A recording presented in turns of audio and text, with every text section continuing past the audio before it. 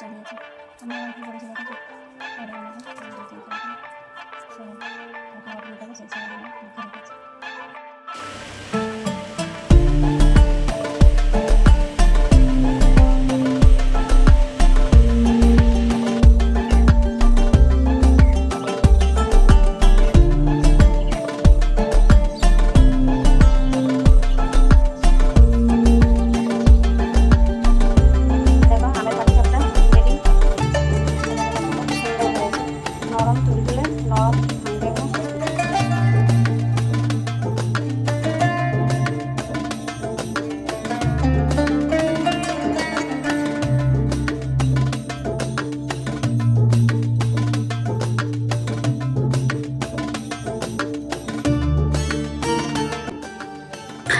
মধ্যবিত্ত পরিবারের গৃহিণী হিসেবে সংসারটা একটু বুঝে শুনে বুদ্ধি করে চালাই বলে মাসের শেষে কিছু টাকা সঞ্চয় করতে পারি।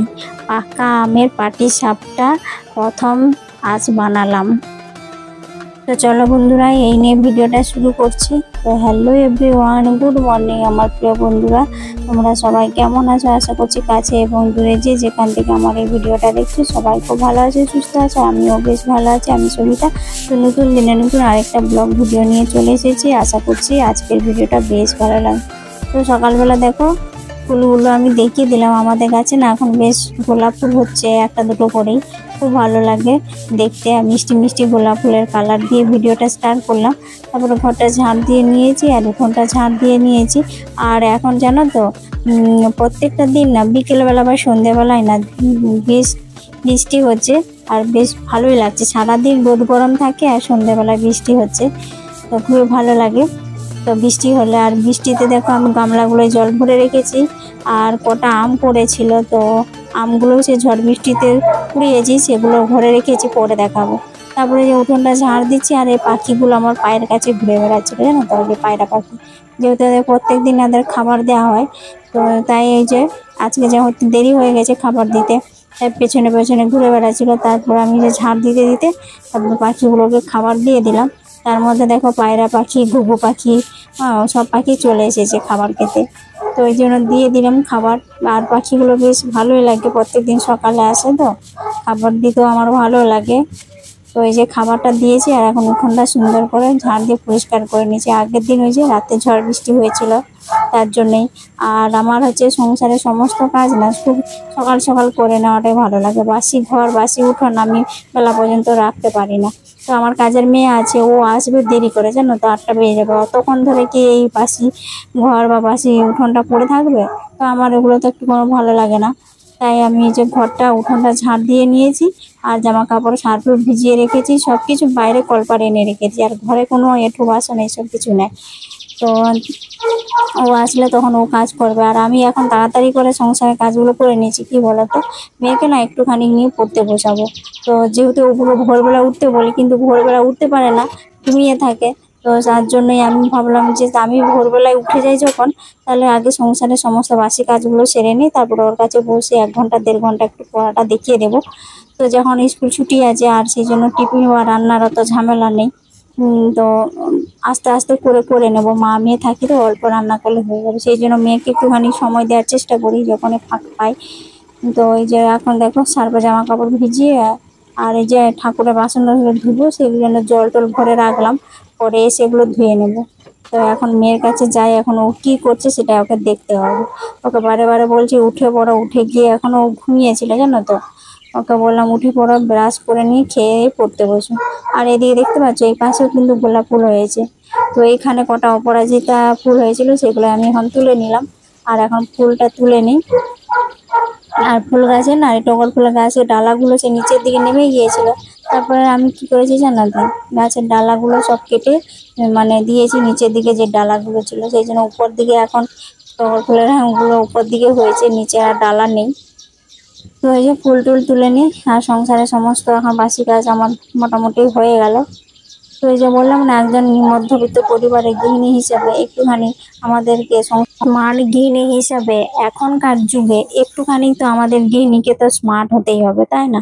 না হলে সংসার চালানোটা খুবই কষ্টদায়ক হয়ে যাবে। তো সেই জন্যই সংসার চালাতে গেলে আমাদেরকে একটু ভেবে চিন্তে বুদ্ধি খাটিয়ে সংসার চালানো খরচা করতে হবে, যাতে সংসারে খরচা থেকে আমি যেন কিছু টাকা সাশ্রয় করতে পারি। আর সেই টাকা দিয়ে আমি আমার নিজের ইচ্ছে শখ পূরণ বা সংসারের যখন কোনো প্রয়োজন হবে তখন আমি সেই প্রয়োজনটা মেটাতে পারি। তো এভাবেই আমরা সংসারটা চালানোর চেষ্টা করি। তো আমি এদিকে দেখো, তো চান টান করে পুজো দিতে চলে এসেছি। তো আমার গোপাল সোনাটা এখন জানো তো ঝড় বৃষ্টি হচ্ছে বলে প্রত্যেকদিন একটা করে আম পাচ্ছে, সেই আম দিয়ে এখন ওদের প্রত্যেকদিন সেবা দিচ্ছি। আর মিষ্টি আম তো, এই আম খেয়ে মন ভরে না, জানো তো। পেট ভরে যাবে কিন্তু মন ভরে না, এত ভালো লাগে। তো হিমসাগরের আম, তো ওই জন্য আমাদের গুপু সোনারা খুব আম খাচ্ছে এখন। আর ঝড়ে বৃষ্টিতে কতগুলো আম পেয়েছি দেখো, আগের দিন রাতে যে ঝড় হয়েছিল, তো এই যে এতগুলো আম পেয়েছি। তো এই জন্য এখন ওদের প্রত্যেকদিন একটা করে আম দিয়ে সেবা দিয়ে দিচ্ছি। তো সেই আমটা আমাদেরও খাওয়া হচ্ছে। আর আজকে জানো বন্ধুরা, আজকে না আমি প্রথম এই জীবনে আম দিয়ে পাটিসাপটা পিঠে বানিয়েছি। তো হেভি সুন্দর হয়েছে, খুবই টেস্টি হয়েছে। প্রথম বানিয়েছি তো ভাবছিলাম যে কেমন হবে কেমন হবে, কিন্তু না, খুব ভালো হয়েছে। তো তোমাদেরকে আমি রেসিপিটা হয়তো পরে শেয়ার করবো, আজকে কোনো রেসিপি শেয়ার করিনি। তো এখন একটা স্মার্ট গৃহিণী হিসেবে দেখো, আমাদেরকে তো এই যুগের সঙ্গে তাল মিলিয়ে চলতে গেলে তো একটু গৃহিণীকে স্মার্ট স্মার্ট হতেই হবে, তাই না? তো হাজবেন্ড আমাকে মাসের প্রথমেই দেখো সংসার খরচের টাকাটা দিয়ে দিয়েছে। তো আমাকে দিয়ে দিয়েছে সবকিছুই, যে ঘর ভাড়া দিতে হবে, তারপরে নটকনের বাজার, দুধ, তারপরে হচ্ছে কাজের মাসি, মেয়ের স্কুল, টিউশনির, সব জায়গায় মাইনে দিগুলো দেওয়ার জন্য আমাকে টাকাটা দিয়ে দিয়েছে। আর আর হাত খরচা বলছে সংসার খরচার যেটা সেটা দিয়েছে। এগুলোই না আমার ঘর ভাড়া থেকে টিউশনি, মেয়ের স্কুল, মাস্টার স্যার, সব কিছু মিলেই তো এখানেই না 15,000 টাকা মতো লোককে দিতেই আমার চলে যায়, জানো। তো এই টাকাটা যখন একসাথে হিসাব করি না, তখন আমার খুব কষ্ট লাগে, এতগুলো টাকা দিতে হচ্ছে। তো এই এতগুলো টাকা দিয়ে কিন্তু আমাদের এক মাসের খরচা চলে যাবে, কিন্তু এতগুলো টাকা আমাদের সবাইকে ঘর ভাড়া, দুধওয়ালা, মাসি এইসবকে দিতে দিতেই চলে যায়। তো সেই জন্যই আমি টাকাটাকে সুন্দর করে ভাগ করে নিয়েছি, আর একটা কাগজ মধ্যে লিখে রেখেছি যে এটা দুধের, এটা মাসির, এটা ঘর ভাড়ার, এটা নটকনের বাজার, আর বাকি যে টাকাটা আছে তো সেটা আমি আমার এটা হাত খরচা বলে সংসার খরচার জন্যই। তো মা মেয়ের তো থাকি বেশিরভাগ, সেই জন্য কখনো সবজি মাছ এইসব কেনার লেগে আমাকে দিয়ে থাকে। সেটা আমার ওখানে যেমন আমি সবজি বা মাছ বাজার, হাট বাজার করবো, সেমনি আমার খরচা হবে। আর যদি সে বাজার হাট না করি, তাহলে অল্প অল্প করি, তাহলে সেই টাকা থেকে কিছু টাকা যদি বাঁচাতে পারি সেটা আমার হয়ে যায়। তো এভাবে আমি করি। তো দেখো একটা কাগজে মধ্যে ছোট কাগজে করে আমি লিখে রাখি, জানো তো, এটা দুধের মাসিক এরকম করে, তাহলে আমার দিতেও সুবিধা হয়। তো যার যেমন ভাবে হিসাব করে, আমার এটাই হিসাব করতেও সুবিধা হয় আর লোক দিতেও আমার সুবিধা হয়, তার জন্যে। তো তারপরে আমি আবার কি করেছি জানো, সোনার দোকানে যে যে কিছুদিন আগে একটা সোনার শাঁখা বাঁধিয়েছি, সেখানে আবার আমার মেয়ের হচ্ছে বান্ধবীর বাবার কাছে তো পরিচিত বলে ও আমাকে ধারে দিয়েছে প্রত্যেক মাসে মাসে। আমি বললাম 4,000 5,000 যখন যেরকম জুটবে সেই রকম দেবো। বলে ঠিক আছে, এরকম করে দিতে হবে। তাই প্রত্যেক মাসে সংসার খরচা থেকে আমি আবার 2,000 টাকা সরিয়ে তো ওই সোনার দোকানে ওখানে দিব। তো এইভাবে করেই আমি সংসারটাকে চালাই, জানো তো। তো এতে কিন্তু আমার মাসের শেষে কিন্তু কিছু হাতে আমার কিছু টাকা আমি সঞ্চয় করতে পারি, রাখতে পারি। মধ্যবিত্ত পরিবারের গৃহিণী হিসেবে এইভাবে সংসারটাকে একটু বুদ্ধি খাটিয়ে যদি চালানো হয়, বুঝে শুনে, খরচ বাড়বে না কমবে সেটা সংসারের প্রত্যেকটা সদস্যের উপর নির্ভর করেই চলে। তো এদিকে দেখো আমার রাতে যে পাটিসাপটাটা বানিয়ে নিয়েছি আমের, তো এদিকে সুন্দর হয়েছে। আর এই প্রথম বানিয়েছি তো খুব টেস্টিও হয়েছে, খুব ভালো লেগেছে। তোমরাও একবার বানিয়ে দেখতে পারো। রেসিপি পরে একদিন শেয়ার করে নেবো।